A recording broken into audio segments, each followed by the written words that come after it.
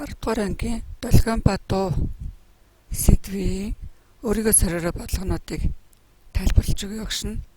За нийт бодлогонуудаа дууныхаа хурдыг 330 м/сек гэж цаашдаа бодоорой гэсэн байна. За нэгдүгээр бодлогын хувьд А-д нь 400 Гц, Б-д нь 150 Гц, С-д нь 500 Гц, Д-д нь 200 Гц давтамжтай дуунууд байсан гэж. За аль нь өндөр дуу вэ?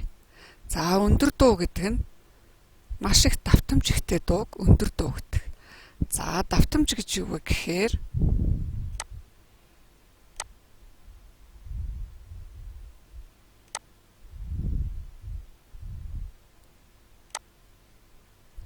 за хэлбэлцлийг зурж үзье. Тэгэхээр биднэрт яасан бэ гэхээр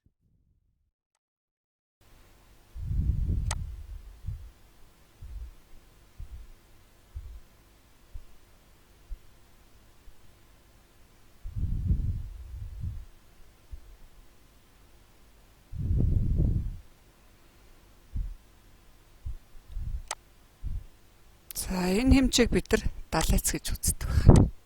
Энэ хэмжээг юу гэдэг вэ гэвэл 70 гэж үздэг байна.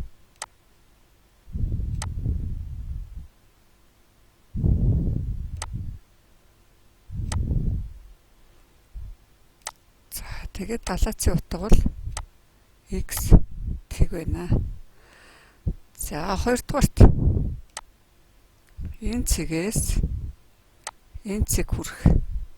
Энийг бол нэг бүтэн хэлбэлцэл хийж гин гэж үзэхгүйгээд нэг бүтэн хэлбэлцэл хийх хугацааг үе гэж нэрлэдэг. Том Т үсгэр тэмдэглэн. За 1 секунд. За харин 1 секундэд явагдаж байгаа. За 1 секундэд явагдаж байгаа хэлбэлцлийг давтамж гэнэ. За жишээлбэл бидний энэ бодлогон дээр энэ зургийн жишээн дээр бүгдээрээ үзье. За зургийн жишээн дээр болохоор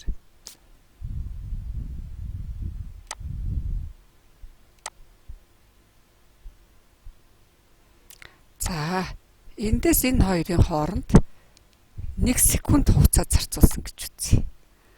За эндээс энэ хугацаанд яасан бэ гэхээр 1 секунд зарцуулсан. За 1 секундэд хэдэн бүтэн хэлбэлцэл хийсэн бэ гэвэл 1 бүтэн хэлбэлцэл, 2 бүтэн хэлбэлцэл, тэгээд 4-ний 1 хэмжээг хийсэн байна гэсэн үг. За тэгэхээр энд 2 бүтэн хэлбэлцэл болно. За энд хагас хэлбэлцэл болно. Энд 4-ний 1 гарч ирнэ гэсэн үг. За тэгэхээр 1 секундэд хэдэн бүтэн хэлбэлцэл хийснийг давтамж гэж тэмдэглээд нью гэдэг үсгээр тэмдэглэдэг байна. За энэ маань нэг чинь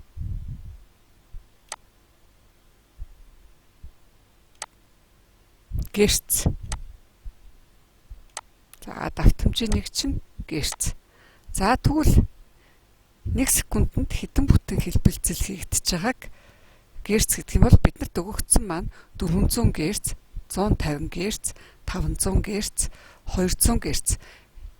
Өөрөөр хэлбэл 1 секундэд 400 удаа давтагдаж байна. 150 бүтэн хэлбэлцэл хийж байна. 500 бүтэн хэлбэлцэл хийж байна. 200 бүтэн хэлбэлцэл хийж байна гэсэн үг. Тэгэхээр давтамж хэдий чинээ их байна. Өндөр дуу байна. Өндөр дуу байна. За тэгэхээр энэ дөрвөөс маань хамгийн их нь 500 байна. За тэгэхээр бидний хувьд бол энэ дээр C байх нэ. За дараачих нь аль хоёр дуу 1 октавын ялгаатай вэ?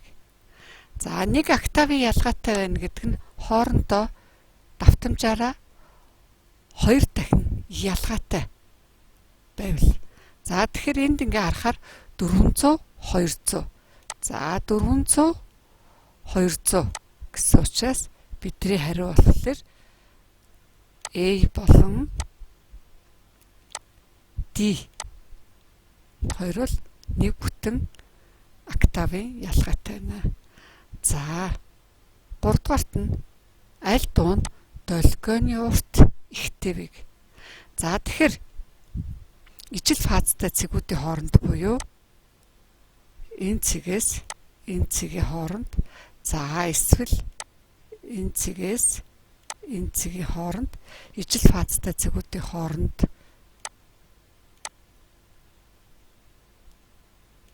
энэ хэмжээг долгионы урт гэж нэрлэдэг байна. Лямбда үсгээр тэмдэглэл нь 1 метр гэсэн. 1 метр гэсэн нэгжтэй. За долгионы урт болон давтамж нь хоорондоо урван хамааралтай. За урван хамааралтай гэдэг нь юу гэсэн үг юм гэхээр давтамж хэдий чинээ их байна. Долгионы урт төдий чинээ бага байна. Эсвэл долгионы урт их байвал давтамж бага байна гэсэн үг. Давтамж бага байна. За тэгэхээр бидний хувьд долгионы урт их байлгахын тулд давтамж багах ёстой. Тэгэхээр энэ дотор байгаа давтамж хамгийн бага нь 150 буюу B гэдэг хариулт таарч байна. Төгөлдөр хуур гитар хоёроор ижил нот тоглож байхад яагаад ижилхэн дуурдаггүй вэ?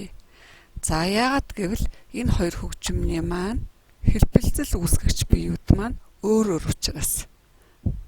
За тэгэхээр гитар бол утсаар, төгөлдөр хуур бол даралтаар үүсгэж байгаа учраас ижил дуу гаргадаг байна.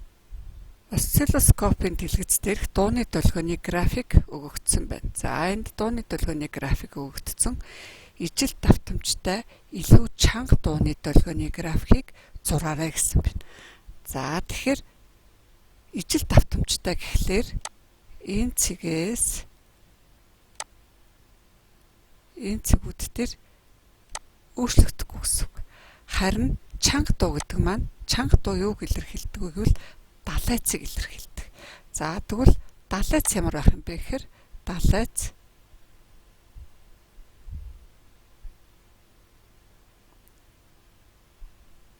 ийм байвал энэ чанга дуу болж өрнө гэсэн үг байна. За дараа нь дэлгэц дээрх нэг дөрвөлжингийн хөндлөн урт нь тэг 100-ны 2 секунд. За тэгэхээр эндээс энэний хооронд тэг 100-ны 2 секунд байна. За энэ хооронд тэг 100-ны 2 тэгвэл дуу үүсгэгчийн давтамжийг олоорой гэсэн байна. За дуу үүсгэгчийн давтамж гэхээр нэг бүтэн хэлбэлцэл хийх хугацааг эхлээд олъё. За нэг бүтэн хэлбэлцэл хийх хугацааг бид нар үе гэдэг өмнөхдөр мэдэж авсан. За тэгвэл энэ ч нэг нь тэг 100-ны 2 юм бол 1 2 3 4 5.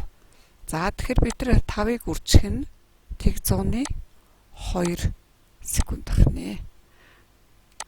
За 5-ыг үржих нь тэг 100-ны 2 гэдэг маань үе маань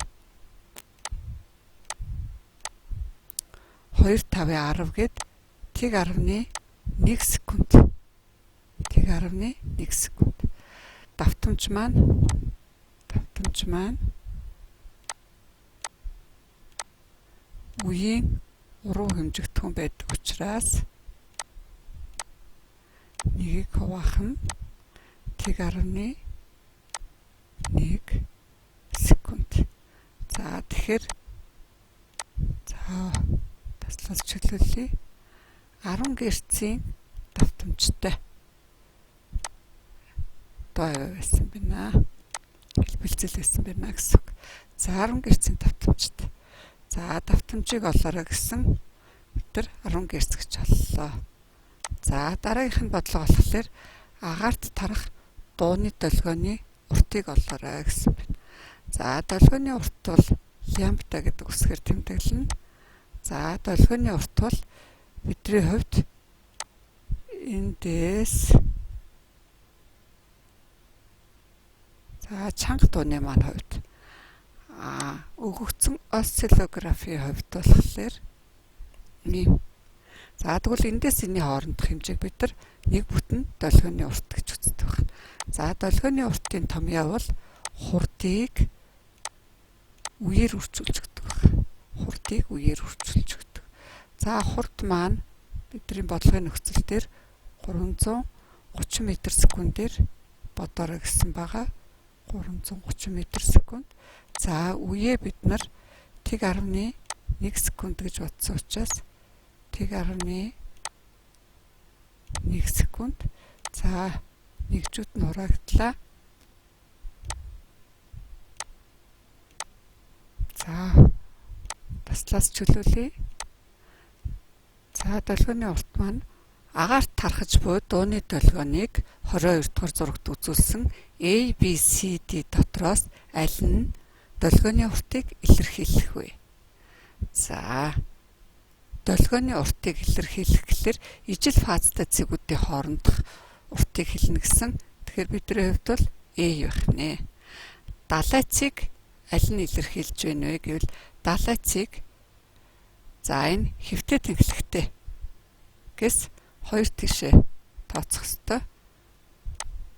За тэгэхээр бидний хувьд болохоор B гэдэг хариулт байна. За эхнийх нь бол A байх нь, дараагийнх нь бол B байх нь. За 2.4 м урт савааны нэг үзүүр рүү хөнгөн алхаар огцом цогсон. За энэ ч огцом ингээд цогсон байна. За дууны долгион хүрэх хугацааг электрон багажаар хэмжсэн 4 хэмжилтэнд тэг 144, тэг 150, тэг 152, тэг 147 миллисекунд хугацаанууд бүртгэгдсэн. За хэмжилтийн дундаж хугацааг олоорой. За хүүхдүүд маань арифметик дунджийг олж чадах учраас энийг шууд багш нь бичлэлтийг хийчлээ. За 2 дугаар одлого нь болохоор саваанд дуу тарах хурдыг ол гэсэн. За хурдыг ол гэсэн учраас хурд тэнцүү. За хурд бол нийт явсан замын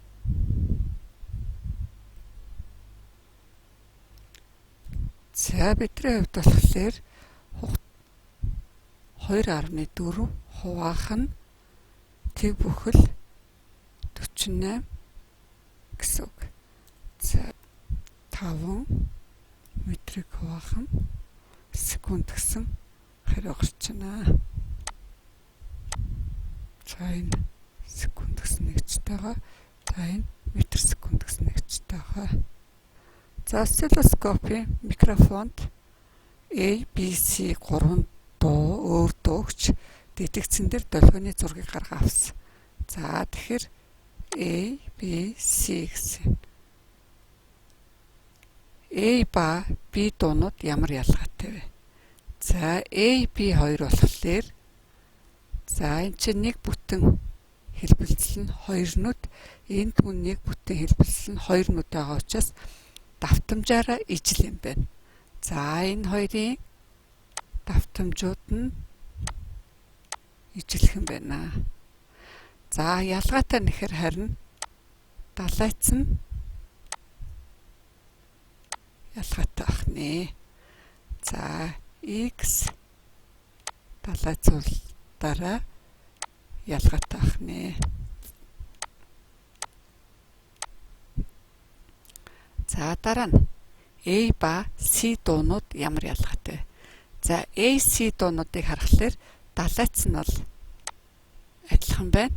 Харин давтамж нь энэ чинь нэг бүтэн хэлбэлцлийг нэг нүдэнд хийж байгаа бол энэ чинь нэг бүтэн хэлбэлцлийг хоёр нүдэнд хийж байгаа учраас давтамж нь C их байна. За C-ийн давтамж их байна.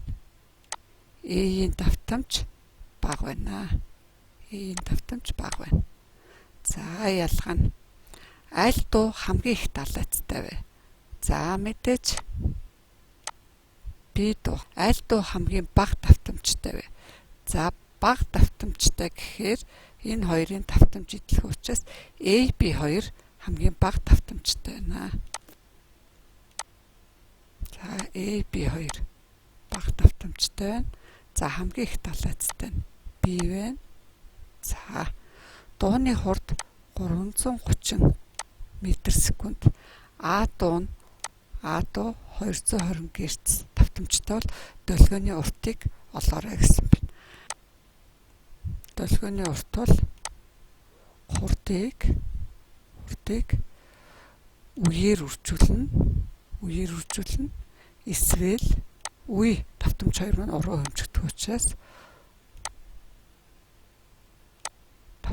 хурдыг давтамжинд хувааж өгнө. За тэгэхээр хурд 330-ыг 220 хуваахлаар 1.5 м гарна. 1.5 м гарна. За С дууны давтамж гэдэг вэ гинэ. С дууны давтамж гэдэг маань A дуунаасаа 2 дахин их давтамжтай учраас A дуунаас 2 дахин их давтамжтай гэхээр 220 Гц. Зэс 2 дахин их давтамжтай гэхлээр 440 Гц-ийн давтамжтай байх нэ.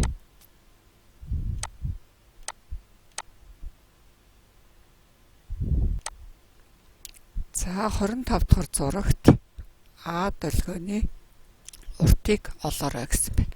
За А долгионы дээдлийнхэн зураг юм байна. А долгионы урт гэхээр за ижил фазтай цэгүүдийг эхлээд тэмдэглэе. За ижил фазтай цэгүүдийг тэмдэглэе. За ижил фазтай цэг гэхээр энэ хоёрын хооронд юм байна. 1 2 3 4 нүд байна. За 1 секунд хугацаанд 2 бүтэн долгион өнгөрсөн. Давтамж нь 2 гэсэн үг. За тэгэхээр давтамж нь 2 юм бол үе давтамж долгионы урт. За давтамж нь 2 Гц.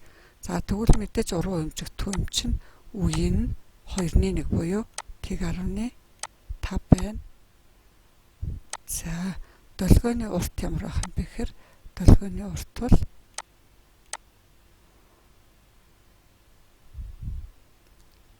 за 2 нүд нь 1 м юм байна. За 2 нүд нь 1 м юм бол энэ ч 1 м байна. Энэ ч 1 м байна. 2 м байх нэ. За долгионы урт бол 2 м байна. За ингээд 1-р бодлого 7-р бодлого дуусчихна. За 8-р бодлого усны гадарга дээрх Б долгионыг үзүүлсэн гэж. За Б долгион тууш долгион уу, хөндлөн долгион уу? За усны гадарга дээрх гэсэн учраас хөндлөн долгион байх нэ. За долгионы урт хичнээн Б гэсэн байна. За 2 нүд нь 1 м юм бол за ижил фазтай цэгүүдийг эхлээд олъё. За энэ 2 фазын хооронд. За энэ чэнэс 1 м, 2 м, 3 м, 4 м. За тэгэхээр долгионы урт нь 4 м байх нэ. За долгионы далайцыг олоорой гэсэн байна. За долгионы далайц. За энэ хоёрын хооронд тэгэхээр эндээс энэ хоёрын хооронд юм чинь 2 нүд. 2 нүд 1 м юм бол далайц нь 1.5 м гэсэн үг. За далайц нь 1.5 м ахнэ.